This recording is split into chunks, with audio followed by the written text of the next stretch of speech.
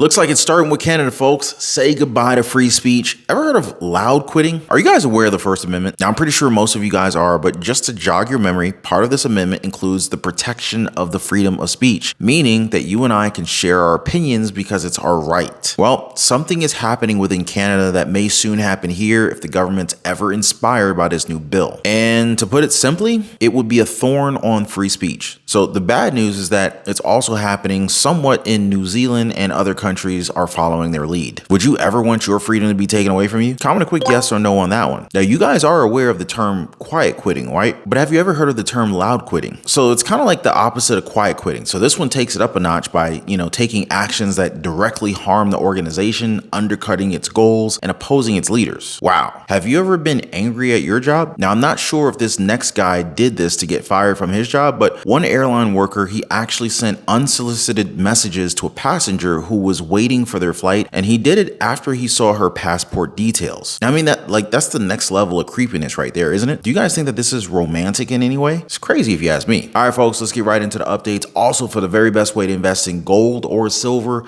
check out the links in the description down below of this video. So a new Gallup report shows that 1 in 5 employees worldwide are loud quitting, and it seems as if they want to do as much damage to their companies as possible. Now, guys, I just want to be very, very clear. I am not at all in support of this. Loud quitters compared to quiet quitters who are simply just not engaged are actively disengaged at work. It means that these people are somehow aggressive with their undermining of their employer's goals and are actually bad for attracting new employees. Jim Harder, the lead author of the report and the chief scientist for Gallup's workplace management and well-being practices, he said this, quote, "They're detached from the organization, but also emotionally against the organization, and they'll be vocal about it. The loud quitting employees are going to be much more likely to have another job pretty quickly if it becomes available, and they won't need as much money to do that," end quote. We are returning to pre-pandemic norms, but we still have a post-pandemic mentality. So we're trying to balance this change and how do we adapt to it.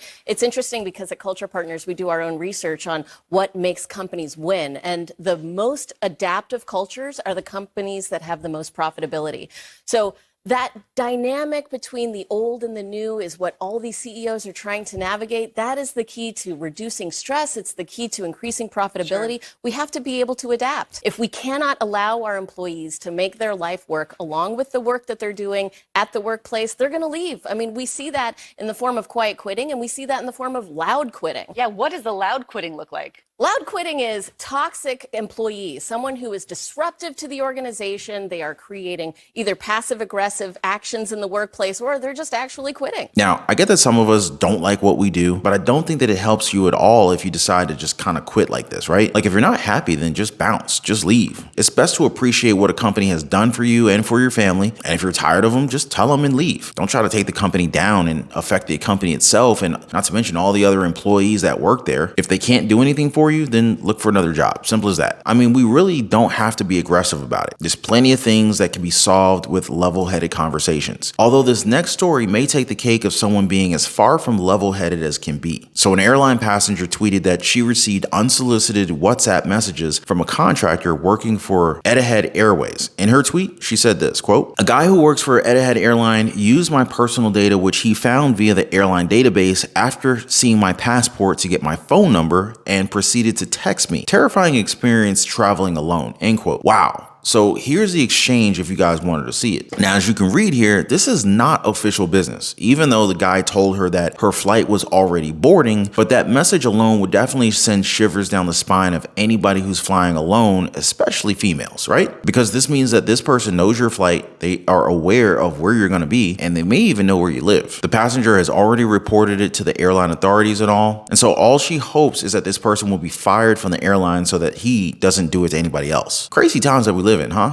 Some of these people are super thirsty out here. Now, on the topic of something not happening ever again, residents in Canada may be forced to say goodbye to free speech forever. Now, at first glance, they're trying to tell us that this is all about money. And that's why Facebook and Instagram are cutting off access to news for all users in Canada once this new law kicks in, which would require the likes of Meta and Google to pay news publishers. What these tech giants are arguing is that the news has no economic value to their companies and that users don't necessarily use their platform for news. Now, the change comes from legacy media companies that are having a tough time competing with the new internet companies when it comes to online marketing and advertising. So here's the thing though, this content that legacy media pushes would primarily be the vision of their government or the Liberal Party, right? I mean, that's an easy assumption. So imagine a world where the only news that we're allowed to see is the news that they're being provided by the government. Does that sound good to you? Just to make it very, very clear, here's the overview of C-18, or the Online News Act. Quote, many Canadians access news content through digital intermediaries. Bill C-18 would enact the Online News Act, the act which proposes a regime to regulate digital platforms that act as intermediaries in Canada's news media ecosystem in order to enhance fairness in the Canadian digital news market. The bill introduces a new bargaining framework intended to support news businesses to secure fair compensation when their news content is made available by dominant digital news intermediaries and generates economic gain. It seeks to support balanced negotiations between the businesses that operate dominant digital news intermediaries and the businesses responsible for the news outlets that produce this news content. If one party initiates it, a final offer or arbitration process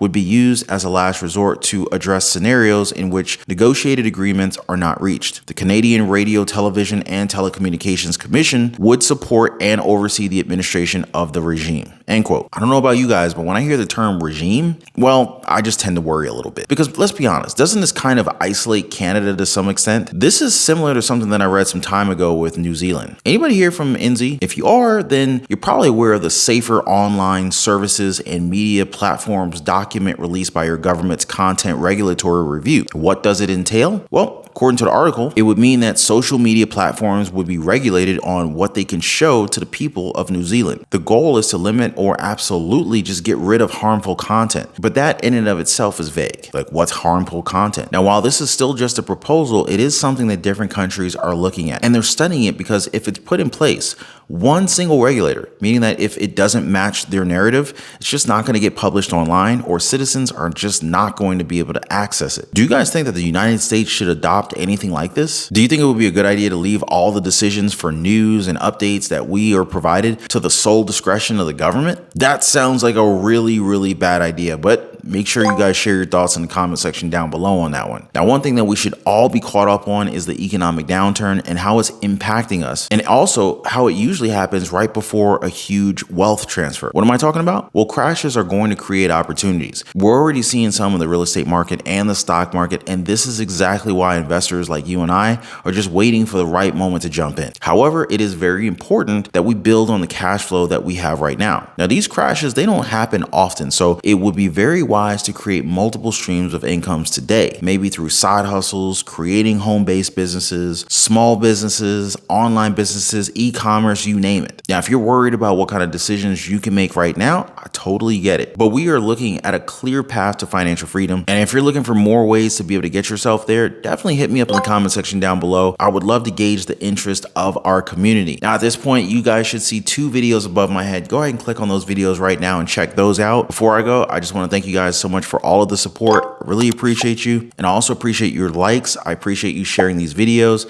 and if you haven't already, be sure to subscribe for your daily dose of the truth. Definitely catch you guys on the next one. Y'all be safe.